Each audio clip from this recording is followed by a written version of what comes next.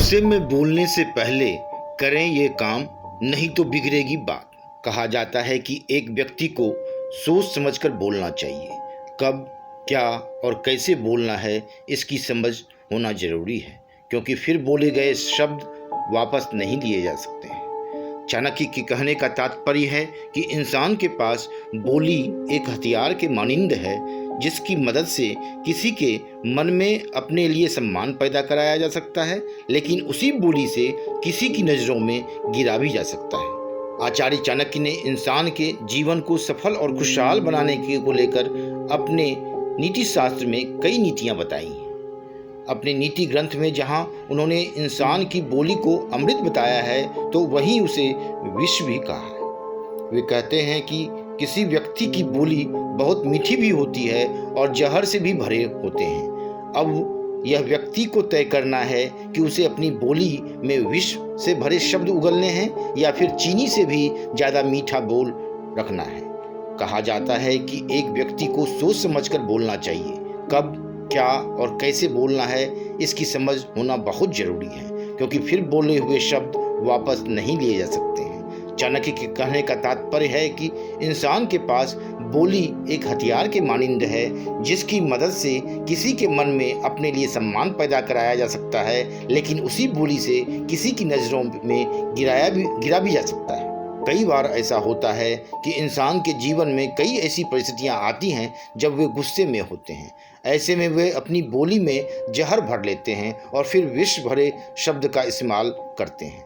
जब इंसान गुस्से में हो तब उसे पता नहीं चलता, या यूं कहें उसे अपने बोले गए जहरीले शब्द का तनिक भी एहसास नहीं होता कि वे क्या बोले जा रहे हैं। जब उसी व्यक्ति का गुस्सा शांत हो जाता है और वो अपने कहे गए शब्दों को याद करता है, तो उसे पछतावा होने लगता है। इसलिए कहा जाता है कि हमेशा बोलते समय अपनी वाणी पर कंट्रोल रखना चाहिए। बोलते समय यह जरूर ध्यान रखना चाहिए कि वे क्या बोल रहे हैं और इसका अंजाम क्या होगा। अंजाम के बारे में पता होने पर व्यक्ति संभल कर बोलता है। इसलिए अगर इंसान बोलने से पहले ये सोच ले, तो फिर उसकी बोली से किसी सामने वाले व्यक्ति को चोट नहीं पहुंचेगी। चाणक्य नीति में बताया गया है कि इन बातों से हमेशा होता है नुकसान। हमेशा रहें अलर्ट। आचार्य चाणक्य को महान राजनीतिज्ञ और अर्थशास्त्री माना जाता है। वहीं उन्होंने अपने नीति ग्रंथ में इंसान के जीवन, उसकी सोच सहित कई विषयों पर बारीकी से लिखा है। आचार्य चाणक्य ने अपने ग्रंथ में व्यक्ति के जीवन में किस कारण से अमन चैन नहीं रहता, इसे लेकर कई उपाय बताए हैं। आइए जानते हैं चाणक्य के उन्हीं नीतियों के बारे में। कुगाग्रम वासः कुलहीन सेवा कुभोजन क्रोधमुखी च भार्या पुत्रस्य मूर्खो विधवा च कन्या विनाग्निमिते प्रदहन्ति कायम। आचार्य चाणक्य अपने इस श्लोक में कहते हैं कि बुरे और बदनाम गांव में रहना अच्छे इंसान के लिए खतरनाक है, क्योंकि वो इंसान कितना भी परोपकारी क्यों ना हो, ऐसे गांव में रहना उसके लिए ही नहीं बल्कि उसके परिवार के लिए भी खतरनाक है। ऐसे गांव में रहना पल पल डर, कष्ट और अपमानित होते हुए बीतेगा, क्योंकि उस गांव के लोग बिना किसी वजह के उसे सताते रहेंगे। चाणक्य के मुताबिक नीच कर्म करने वालों की सेवा करना अधर्म माना जाता है, क्योंकि बुरा करने वाला शख्स नरक में स्थान पाता है। आचार्य चाणक्य कहते हैं कि अधर्मी व्यक्ति बहुत ज़्यादा गुस्से वाले स्वभाव के होते हैं। उनकी बोली हमेशा कड़वी होती है। ऐसे लोगों की संगति में बुराई ही सीख सकते हैं। चाणक्य भोजन को लेकर कहते हैं कि कभी ऐसा भोजन नहीं करना चाहिए जो स्वास्थ्य के लिए हानिकारक हो। हेल्थ ही व्यक्ति की सबसे बड़ी कमाई है, क्योंकि अगर स्वास्थ्य खराब रहेगा तो हम हमेशा किसी न किसी समस्या की चपेट में रहेंगे। चाणक्य कहते हैं कि अगर किसी पुरुष की पत्नी कड़वा बोलती हो, वो दूसरों की चोट पहुंचाने वाली बात करती हो, तो ये दुर्भाग्य की बात है, क्योंकि जिस घर में हमेशा झगड़ा फसाद होता है वहाँ देवी देवता का वास नहीं होता है।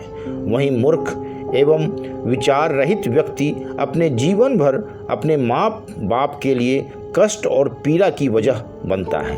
चाणक्य कहते हैं कि मूर्ख इंसान को 2 पैरों वाला जानवर समझकर त्याग देना चाहिए, क्योंकि वो अपने शब्द से उसी तरह भेदता है जैसे कोई अनजाने में आकर कांटा चुभ जाता है।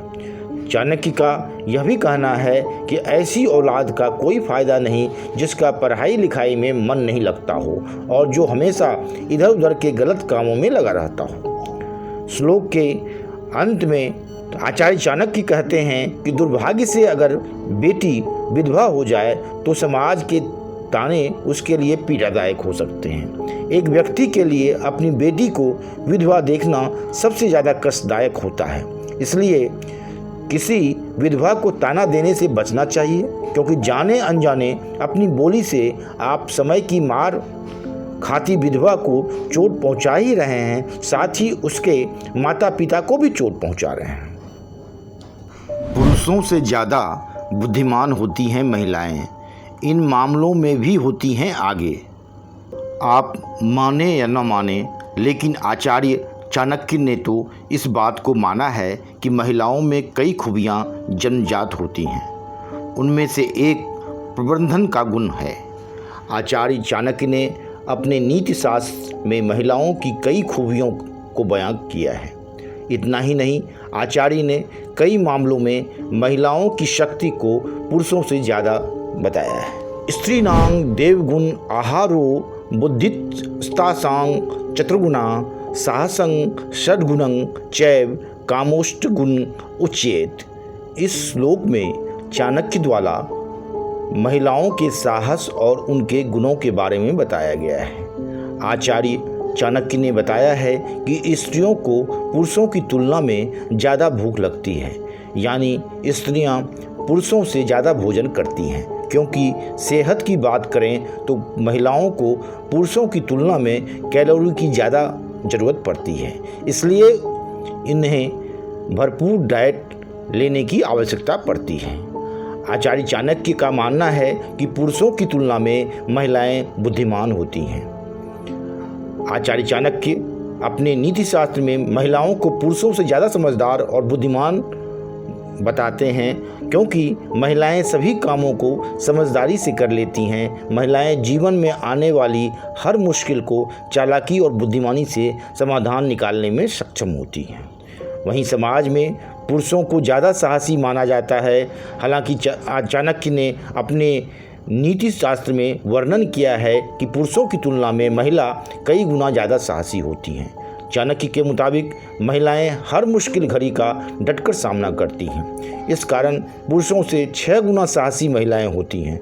घर परिवार में किसी भी तरह की परेशानियां आने पर महिलाएं उत्तेजित नहीं होती हैं, बल्कि शांति से उस मामले का निपटारा करने की कोशिश करती हैं, जबकि ऐसे मामलों में पुरुष उग्र व परेशान हो जाते हैं।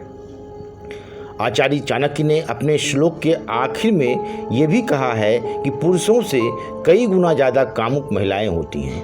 इस पर विस्तार से उन्होंने बताया है कि पुरुषों की तुलना में 8 गुना ज़्यादा महिलाओं में काम भावना देखने को मिलती है, लेकिन उसे दबाकर रखने की कला भी उनमें रहती है। कुल मिलाकर पुरुषों को समझना जितना आसान रहता है, उतना ही कठिन महिलाओं को समझना होता है।